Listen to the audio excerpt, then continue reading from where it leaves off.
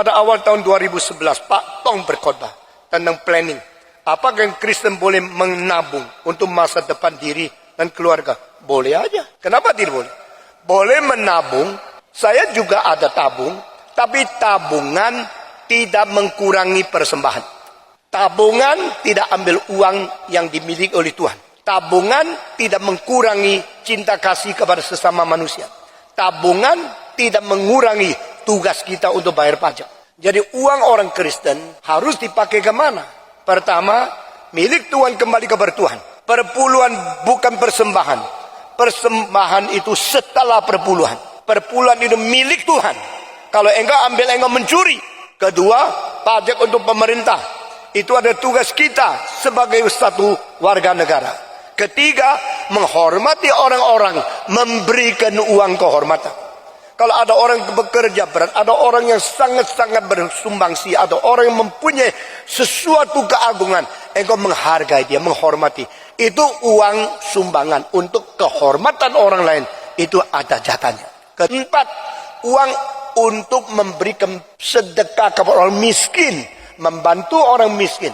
Ini uang macam 4 yang perlu kita bayar. Akhirnya kalau kita menurut kitab suci, semua prinsip-prinsip jalankan. Uang untuk diri kita sendiri sebenarnya tidak banyak. Tapi banyak orang serakah, maunya dapat. Yang dapat puluhan miliar, memberikan persembahan 100 juta. Kenapa?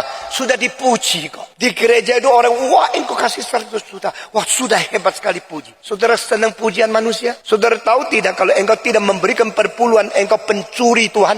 Lalu engkau masih suka dipuji, lalu melupakan tugasmu? Saya tidak pernah melawan engkau menabung.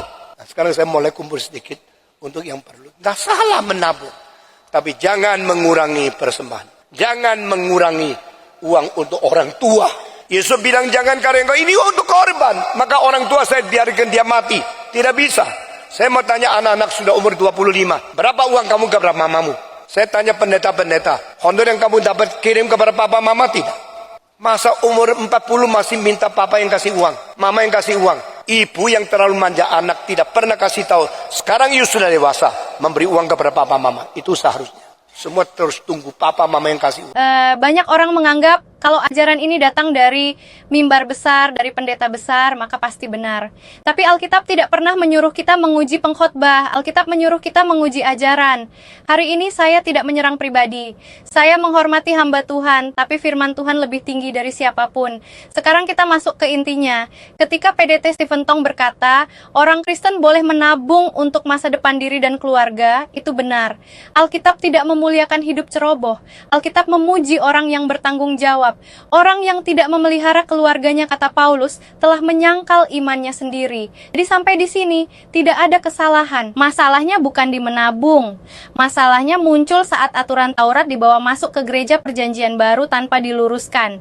Ketika dikatakan tabungan tidak boleh mengurangi persembahan, ini kedengarannya rohani, tapi Alkitab tidak pernah memformulasikannya seperti itu. Firman Tuhan tidak berkata, dahulukan persembahan baru kebutuhan lain. Firman Tuhan berkata, setiap orang memberi menurut kerelaan hati, bukan dengan paksaan. Artinya apa? Artinya Tuhan melihat hati, bukan urutan transaksi keuangan. Sekarang kita masuk ke bagian paling krusial. Ketika dikatakan perpuluhan itu milik Tuhan, kalau tidak memberi perpuluhan, engkau mencuri Tuhan. Disinilah kekeliruan teologis yang serius. Ayat itu benar, tapi konteksnya salah dipakai. Itu ayat untuk Israel di bawah Taurat. Dengan sistem Imam Lewi, dengan bait Allah, perjanjian baru tidak pernah mengajarkan perpuluhan sebagai hukum wajib gereja. Tidak ada satu ayat pun di surat Paulus yang berkata, kalau kamu tidak memberi 10%, kamu berdosa. Yang Paulus ajarkan justru sebaliknya, memberi dengan sukarela, memberi dengan sukacita, tanpa paksaan. Jadi mari luruskan dengan jujur. Memberi kepada Tuhan itu wajib secara iman, tapi angka 10% bukan hukum Injil. Mengajarkan sebaliknya berarti mencampur Taurat dengan anugerah. Itu bukan Injil, itu legalisme rohani. Lalu ada teguran soal orang kaya yang punya banyak tapi memberi sedikit dan ingin dipuji. Di sini kita harus hati-hati. Yesus tidak menilai iman dari besar kecil angka. Yesus justru memuji janda miskin yang memberi sangat sedikit secara nominal, tapi besar di mata Allah. Keserakahan bukan soal persentase, tapi soal hati yang terikat pada uang. Tentang pajak kepada negara, itu jelas. Yesus sendiri berkata, berikan kepada kaisar apa yang menjadi hak kaisar. Tidak ada perdebatan di sini. Tentang menghormati orang yang bekerja keras dan melayani, itu juga benar. Pekerja memang layak mendapat upah. Yang salah bukan memberi honor. Yang salah adalah menekan jemaat dengan rasa bersalah rohani. Dan sekarang bagian yang sangat kuat, yang justru sejalan dengan ajaran Yesus. Tentang orang tua, Yesus dengan keras mengecam orang yang rajin beribadah, tapi memakai alasan rohani untuk menelantarkan orang tua. Kalau seseorang rajin persembahan, tapi papa mamanya dibiarkan kekurangan, Yesus menyebut itu kemunafikan agama. Bagian ini, teguran Stephen Tong benar dan alkitabiah. Sekarang mari kita simpulkan dengan jujur. Yang benar harus tetap disebut benar. Yang salah harus tetap diluruskan. Menabung boleh. Orang tua harus dihormati. Pajak wajib dibayar. Orang miskin harus ditolong. Tapi perpuluhan bukan hukum wajib perjanjian baru. Tidak memberi 10% bukan otomatis mencuri Tuhan. Iman tidak diukur dari persentase. Iman diukur dari ketaatan, kasih, dan hati yang tunduk. Yesus tidak pernah bertanya, berapa persen yang kamu beri? Yesus bertanya, apakah kamu setia? Karena di mana hartamu berada, di situ juga hatimu berada. Firman Tuhan tidak butuh dibela dengan manipulasi. Firman Tuhan berdiri sendiri.